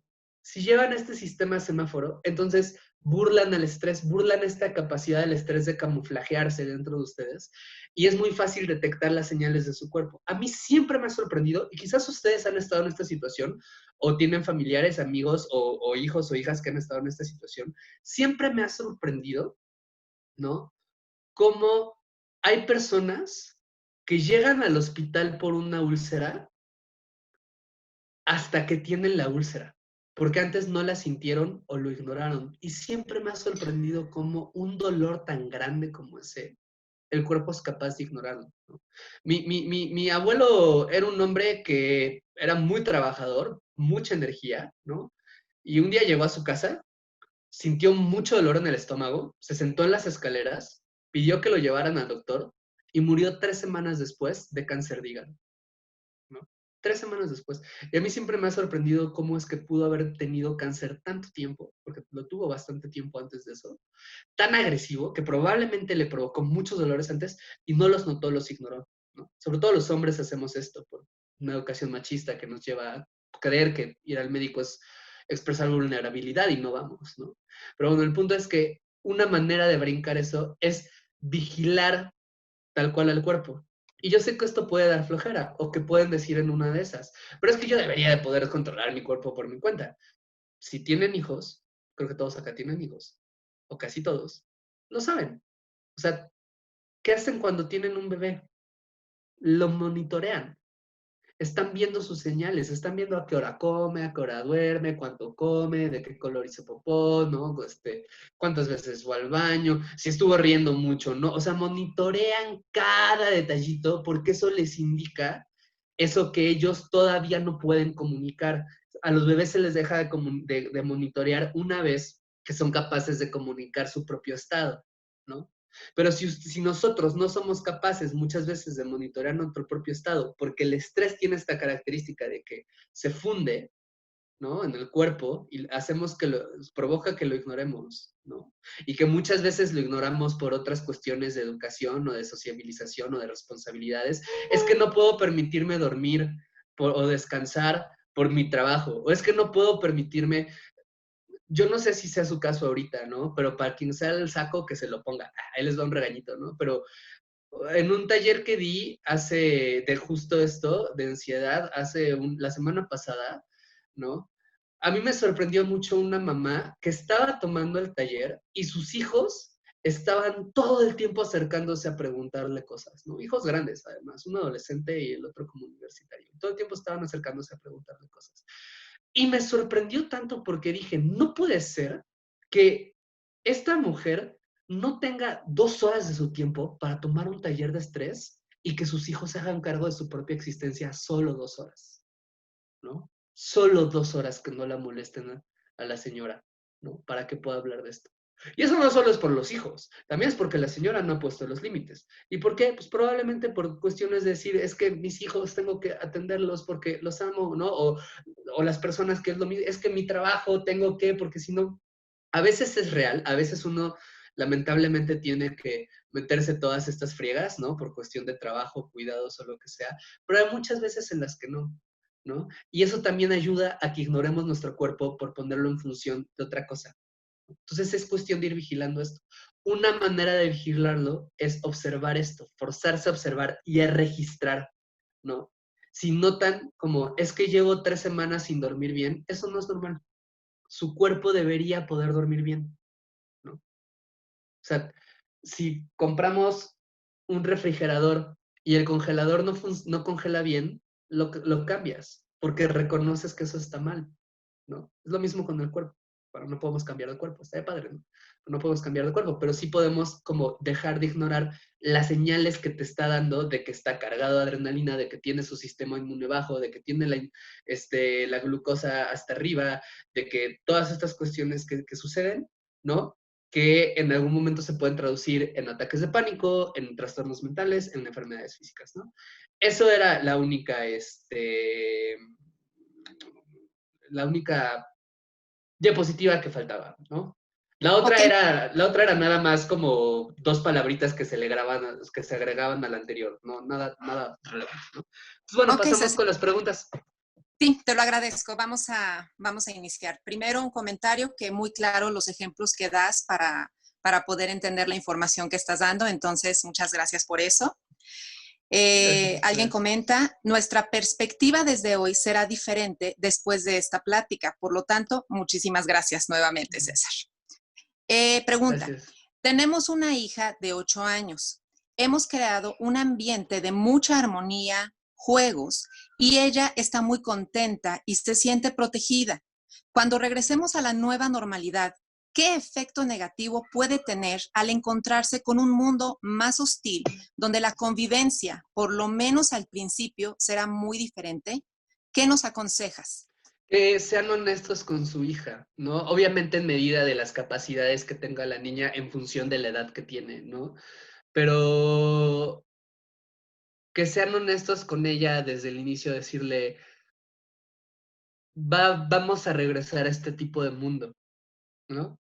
La casa es un hogar seguro, ¿no? Acá tienes esto, pero hay un mundo afuera que justo eso, ¿no? Pues va a ser de entrada una convivencia un poco complicada y es lo que va a ser y en ese sentido, ¿no? la niña, su hija, va a tener que aprender a enfrentarse al mundo por su propia cuenta, ¿no? ¿Y a qué me refiero con esto? A que ella, sobre todo conforme vaya creciendo, no solo la experiencia de la pandemia, sino en general la experiencia de la vida, pues va a ir eso, como interpretando, solucionando, resolviendo, sintiendo las hostilidades y las bellezas de este mundo por su propia cuenta. Un poco como padres, lo mejor que pueden hacer, creo, es ofrecerle un soporte emocional en casa, como lo leo que está en este ambiente de mucha armonía, de muchos juegos, que sirva para entender, no que mundo malo, casa buena, sino para decir, el mundo es una cosa, la casa es otra, ambas coexisten. Y entonces, ¿no? Este es un espacio en el que te puedes sentir segura y descansar y respirar, pero finalmente en donde vas a hacer tu vida es en el mundo, y en donde van a suceder un montón de cosas es el mundo, y en donde vas a enamorarte, hacer amigos, en algún momento conseguir trabajo, viajar, maravillarte de las cosas, ir a restaurantes, toda la experiencia que supones allá y supone ciertos riesgos a los que siempre puedes venir a refugiarte, a apapacharte, a consolarte en este espacio. Entonces, qué bueno que están creando este ambiente amoroso para ella, ¿no? Es precioso eso y muchas felicidades por eso. Yo solo agregaría el comentario de sean honestos con ella en esa parte, ¿no? No, obviamente no con el objetivo de asustarla, ¿no? Obviamente no es lo ideal y creo que tampoco es lo que nadie esperaría, pero sí para decirle como eh, el mundo opera bajo estas reglas, ¿no? Y hay cosas hermosas y hay cosas que no lo van a hacer tanto. Y en este momento, al menos 1 año o 2 años de nuestras vidas, vamos a tener esta dinámica en la cual quizás no puedas jugar con todos tus compañeritos o no puedas, no sé, la verdad es que no sé, desconozco las situaciones específicas que vaya a vivir un niño, ¿no? Siempre vas a tener que ir con cubrebocas, ¿no? Eh, no vamos a poder estar mucho tiempo en la calle, no te tienes que tocar la carita, o sea, por esta razón, ¿no? Pero mientras más rápido ella lo entienda, más rápido va a poder crear soluciones mentales que le ayuden a enfrentar esto, ¿no? Y que le ayudan a elegir sus propias actitudes frente a la pandemia, ¿no? Entonces, eso. Ok, en la situación que estamos pasando, es correcto que esté casi obligando a moverse a mis hijos, es decir, hacer ejercicio en casa y otro tipo de actividades, o eso les genera más estrés. Entiendo que ya están estresados por no salir y no ver a sus amigos. No sé si les genero estrés extra buscando las 1001 actividades en casa. Lo que yo sugeriría mucho, si pueden, si existe esa dinámica en casa, que le preguntes a tus hijos, ¿no? O sea, como para que ellos te puedan dar de primera mano su experiencia. Igual y les gusta, ¿no? Igual y les gusta mucho tener miles de actividades y todo esto, pero igual y sí es posible que esté provocando más estrés, porque de nuevo, sobre todo, su cuerpo y su cerebro no está funcionando al 100%. Y además, no solo el estrés de los hijos, también hay que señalar lo que yo creo, ¿no? Y lo digo con mucho cuidado y respeto, pues probablemente tu posible estrés como padre, ¿no? Porque también esa es una situación de la que no se habla mucho, ¿no? O sea, el estrés que ahorita los padres están teniendo, porque pues antes como sea, pues dejaban al niño en la escuela y el niño se hacía cargo con los maestros y todo esto y pues, ¿no? Pero ahorita los tienen en casa y los tienen todo el día ahí, tienen que estarles poniendo las actividades y además tienen que trabajar y además tienen que procurar la limpieza y la comida y todo esto. O sea, es un estrés terrible y es muy injusto que el sistema educativo de este país, desde la SEP, no esté considerando eso, ¿no? Al momento de diseñar toda esta onda de las clases virtuales, de intentar terminar el semestre como ¿no? Yo soy de la idea de que es una oportunidad de oro para hablar un montón de cosas, como justo eso, salud mental, economía, cambios, o sea, no sé, comunicación. Hay un montón de otras cosas de las que podríamos estar hablando, suspender tantito lo que estamos hablando y concentrarnos en lo para que los niños lo entiendan, ¿no? Eso estaría muy padre y no solo mantener lo mismo, porque al hacer eso, pues bueno, ustedes ahorita están cargados de un montón de estrés. Entonces yo lo pondría en estos dos niveles. Uno, ¿qué tanto estrés te está generando a ti? Considerarlo, ver cómo opera cuando se reconoce. Igual y no, Igual y sí, solo ponerlo ahí. Y dos, quizás hablar con los hijos, y si no puedes hablar con tus hijos, entonces sí considerar como cuando alguien está enfermo, no le pides que hagas muchas cosas, porque está enfermo, porque necesita descansar para recuperarse. Esto es un poco similar, no en el sentido obviamente de ser condescendiente o de ser demasiado complaciente, ¿no? Decir, ay, como hay una pandemia ya no vamos a hacer nada y todo, pero sí en el sentido de decir como las personas y los cuerpos van a reaccionar distinto y todas las personas vamos a reaccionar distinto. Y lo que necesitamos ahorita, ante tanto estrés, es sobre todo apapacho y descanso, al menos a nivel emocional. Entonces, si estas actividades de ejercicio o extracurriculares o todo eso están sirviendo para tus hijos, para que sean momentos de recreación, de diversión, de apapacho, de convivencia, de descanso, de entretenimiento, muy bien. Si están sirviendo por intentar mantener la actividad o el movimiento por el movimiento mismo, por decir, si ya no te puedes mover afuera, muévete adentro porque es lo que toca, entonces muy probablemente está generando estrés, ¿no? De todas maneras, yo recomendaría hablar con los hijos y también entender cómo en casa el tiempo funciona distinto, ¿no? O sea, no es lo mismo tener 1000 actividades en una escuela en donde tienen 1000 estímulos a no hacer, tener 1000 actividades en un lugar en donde siempre son las mismas 4 paredes, etcétera. O sea, como el cerebro se va a aburrir más rápido y eso va a significar que va a necesitar más tranquilidad en realidad, ¿no? Entonces, bueno, eso. Ok. ¿Es normal que la amígdala esté demasiado relajada en un adolescente que durante este encierro esté muy tranquilo? Eh,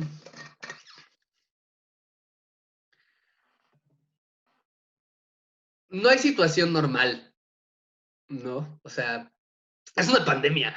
O sea, no, a nadie nos enseñaron a reaccionar a una crisis sanitaria internacional que llegó de un momento para otro, ¿no? Entonces, en ese sentido, más que preguntar, y lo digo por esa razón, más que preguntar si es normal, creo que, de nuevo, es hablar con el adolescente y decirle, oye, te va muy tranquilo, ¿no? ¿Estás tranquilo? ¿Hay alguna preocupación? ¿Quieres hablar de algo? ¿Necesitas algo? ¿Cómo le estás llevando? Porque puede ser que el adolescente esté tranquilo ahorita porque, no sé, eh, el encierro le cayó muy bien porque ahorita puede leer, puede ver series, puede jugar videojuegos, no está hablando con compañeros que le cae mal, entonces está súper contento, o se adapta muy bien a lo digital, entonces estar en lo digital le permite manejarlo mejor que lo presencial, o puede que esté tranquilo porque estar tranquilo es una forma de sobrellevar quizás muchísima ansiedad. Parecer tranquilo es una forma de llevar muchísima ansiedad que estás sintiendo, ¿no? Como decir, todo se está cayendo si yo me quedo quieto, si no digo nada, si no hago ningún problema, al menos esto se mantiene bien. No sé si me doy a entender, ¿no? Entonces, depende mucho de cada persona, ¿no? Por eso no diría, no hay que pensarlo en términos de normalidad, porque ni siquiera se puede responder la pregunta desde ahí porque no existe una normalidad en una situación de emergencia, ¿no? Es más bien preguntar qué es lo que esta aparente tranquilidad está significando para el adolescente y para la dinámica familiar, ¿no? ¿Es porque de verdad está tranquilo? Y entonces, wow, qué padre, ¿no? O sea, qué padre que pudo encontrar, incluso en una situación tan complicada, un espacio para respirar, para descansar, para disfrutar. Y por lo cual además valdrá la pena preguntarse entonces, ¿por qué estás tan tranquilo? ¿Qué es lo que existía antes, ¿no? Que igual y te mantenía tranquilo, que ahorita que ya no está te tiene así. No porque sea un problema, sino solo para observar variables, tomar decisiones, ver cómo se puede aprender de eso, integrarlo a la vida después. O decir, o ver cómo, bueno, igual y no estás tranquilo, igual y es una reacción que estás teniendo justo desde mucho estrés, ¿no? Como estas personas que todo el tiempo te dicen que están bien, pero en realidad no están bien. Puede que sea eso. ¿Cómo lo vas a descubrir hablando con él? ¿No? Y más que hablando con él, porque en una de esas, pues es la segunda y no te dice, ¿no? Porque justo pues está haciendo su mecanismo de defensa.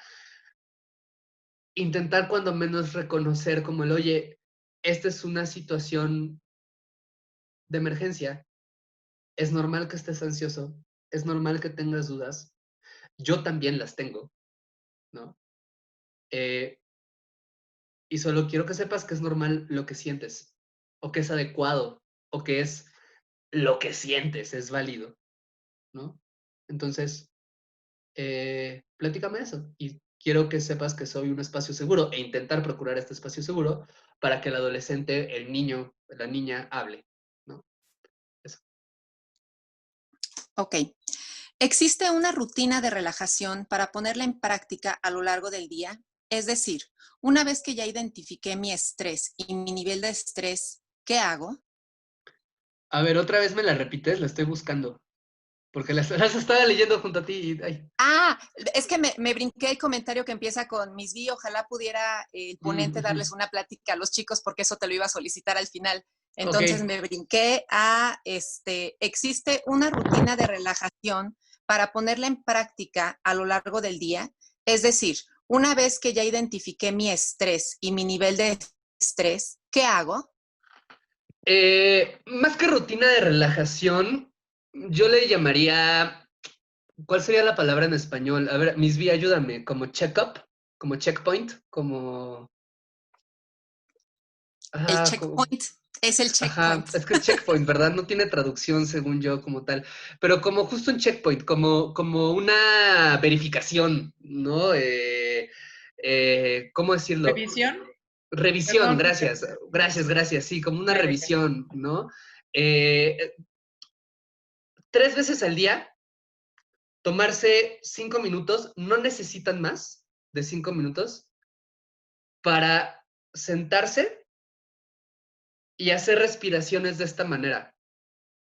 4 segundos van a inhalar, 2, 3, 4. 4 segundos van a sostener, 2, 3, 4. 4 segundos van a exhalar, 2, 3, 4. Unas 10 veces y en donde su concentración, su atención, esté puesta nada más en cómo se siente el aire cuando entra, cómo se siente cuando lo retienen y cómo se siente cuando sale. 3 veces al día que hagan esto, ¿no? Que de nuevo, son 10 veces las que lo tienen que hacer. Si lo quieren hacer más, háganlo más, pero con 10 veces está bien.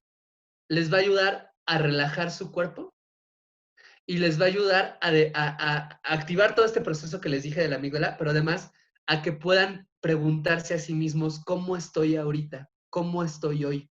Si no lo pueden hacer 3 veces, háganlo 2, o si no pueden 2, una, ¿no? Pero al menos una vez diaria, 10 respiraciones, que sea este momento, 5 minutos al día donde nadie los moleste, en donde piensen cómo estoy en este momento, ¿no? ¿Cómo está mi cuerpo? ¿Cómo me siento hoy? Y solo reconocer. El acto de reconocer, el tema es que siempre muchas veces queremos saber qué hacer, pero no siempre, o sea, nadie, nadie que no sea ustedes puede saber qué hacer porque no está viviendo su experiencia, porque no conoce sus condiciones. Para saber qué hacer, primero tienen que reconocer y no sabemos reconocer muchas veces, justo porque estamos pensando tanto en el hacer que no sabemos que reconocer ya es hacer, es un verbo, es una acción, reconocer ya es hacer un montón y cerebralmente ya lo vieron, hay un cambio neurológico cuando nada más reconocemos. Entonces, estas 3, 2 o una vez, nada más respirar, ¿no? Respirar, reconocer qué sientes, eso solito, a la larga, va a ir dándoles más pistas sobre qué hacer, qué resolver, qué todo esto, ¿no? Y va a ayudar a relajar a su cuerpo, además, ¿no? Entonces, esa sería. Existen otras rutinas de relajación, claramente, existen ejercicios de respiración más complejos, existen rutinas de meditación, existen rutinas o prácticas de mindfulness, ¿no? Que pueden buscar, ¿no? Desde mi parte y con lo que se puede dar en una plática de esta naturaleza, yo les diría, empiecen por ahí, ¿no? Aquí hay un agradecimiento y me gusta lo que el Señor comenta acerca de ti, César. Dice que eres un ejemplo de juventud y profesionalismo fusionado. Ay, gracias, muchas gracias. Qué gusto. Totalmente de acuerdo con lo que explicas. Me parece que hay mucha presión por parte de algunos padres a los maestros o de algunos maestros a los alumnos por llenar de actividades. Y excelente conferencia. Lo que veo yo es que mi hijo por lo menos extraña la convivencia y ahora sí está valorando el espacio de la escuela. Ujú. Y eso es todo Puede pasar respecto eso. a Eso es todo respecto a preguntas, César, pero sí hay una solicitud de que por favor des una plática a los jóvenes de ANROD respecto a esto de la ansiedad. Con mucho Entonces, gusto. ya lo platico contigo porque sí tenemos que hacer una plática de distintos niveles, porque es muy distinta la ansiedad de un chico de primaria a un chico, un joven de secundaria y a un joven de bachillerato. Claro, Entonces, yo creo que sí estamos hablando de otras 3 pláticas más, César, entonces ya luego lo platicamos para ponernos de acuerdo. claro que sí. Entonces, ya son todas las preguntas que tengo registradas hasta el momento, César. Pues bien, pues pues nada más decirles para ir cerrando, uno, gracias Miss B por la invitación. Ya sabes que yo siempre estoy muy contento y honrado de colaborar y participar con actividades con el ANROD, colegio al cual quiero mucho.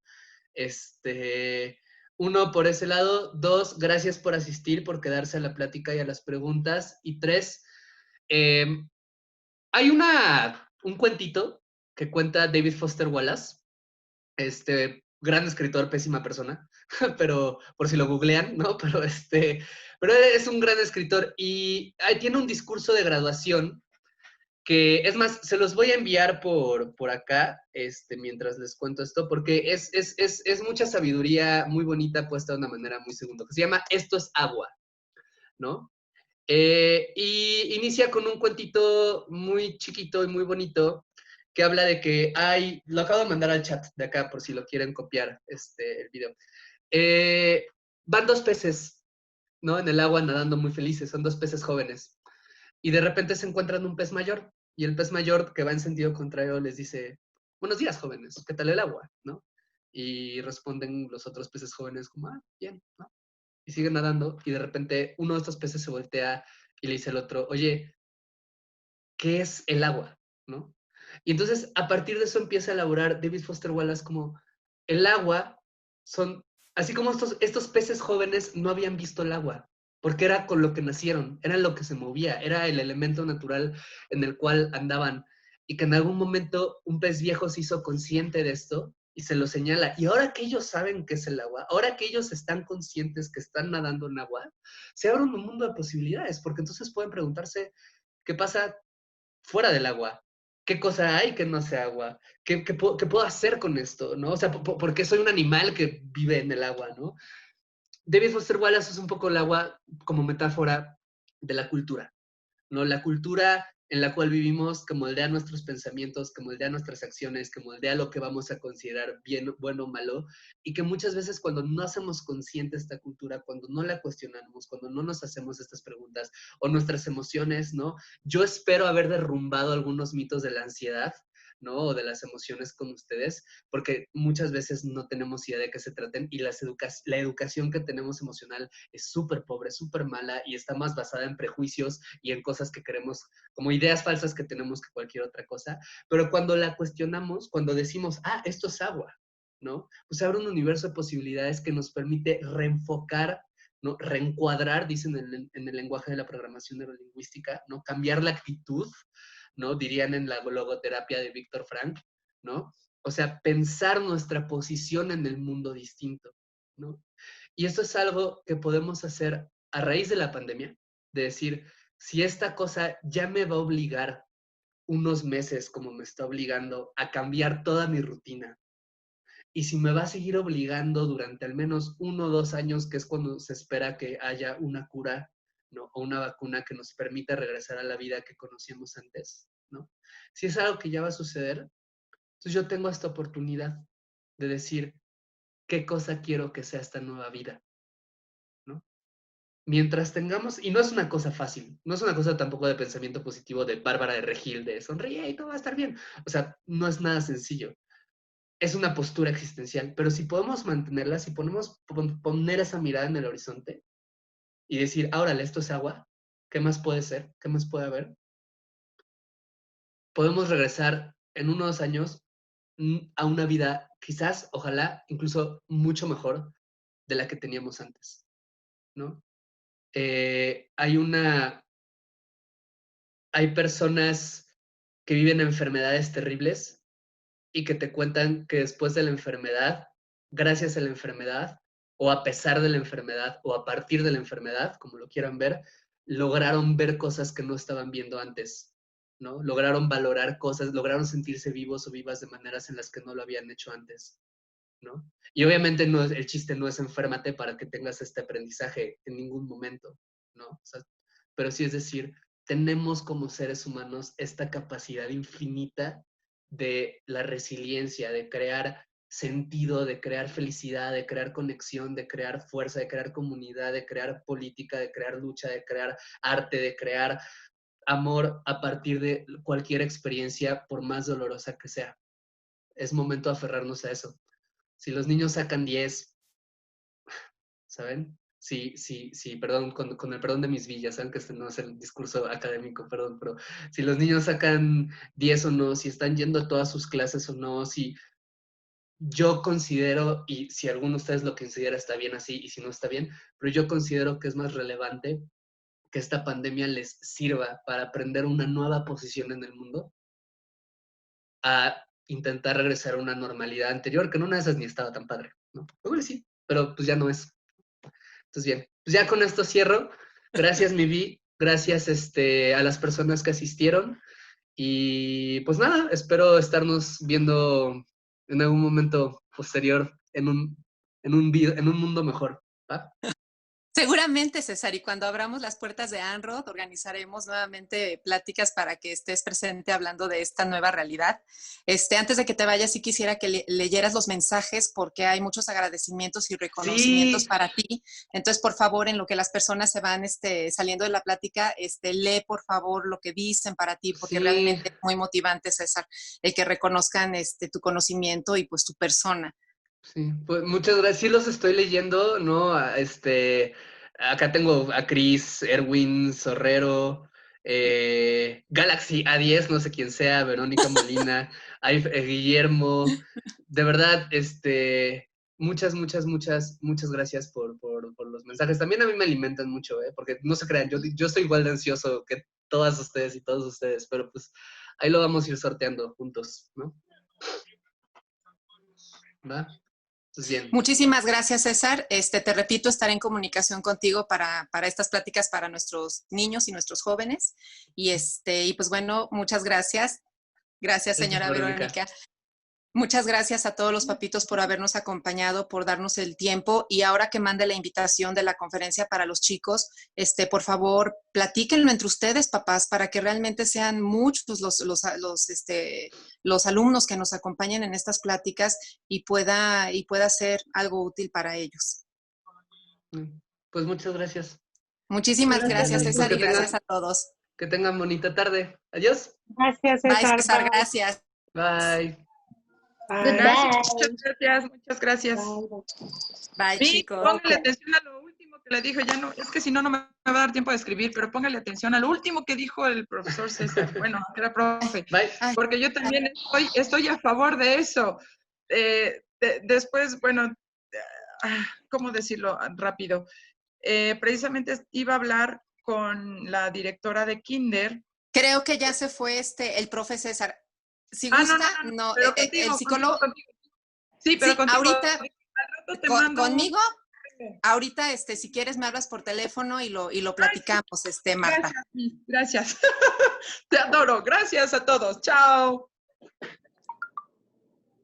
Muchas gracias a todos por habernos acompañado. Inge, muchísimas gracias nuevamente por ser administrador. Buena tarde. Muchas gracias por ser Gracias. administrador. Gracias, Nos vemos Bren. próximamente. Gracias. Gracias. Bye, bye, Brent. Bye. Adiós a todos. Buenas tardes. Adiós, buenas tardes. Gracias, Inge. Gracias a ti, bye. Bye.